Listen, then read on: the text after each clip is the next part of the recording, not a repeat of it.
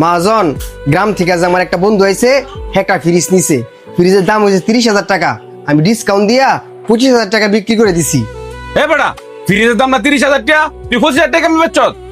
মহাজন, 25,000 টাকা বেচলো তো আমার লস হয় না। লাভ লসের চিন্তা আবার কবে তো শুরু করছো? হে চিন্তা হইলে আমার তাড়াতাড়ি যাও গে, 5,000 টাকা লয়ে ও 30,000 টাকা নিচে একটিয়া কম ফ্রিজ বেচতাম না।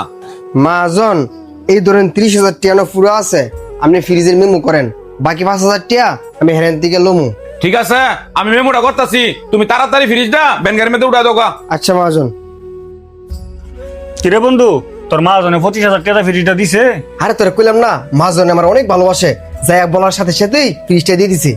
এই আলামিন, ফ্রিজটা প্যাকেট করো। বন্ধু তুই থাক, আমি বাড়ি থেকে একটা ব্যাংকের ডাক দালুই।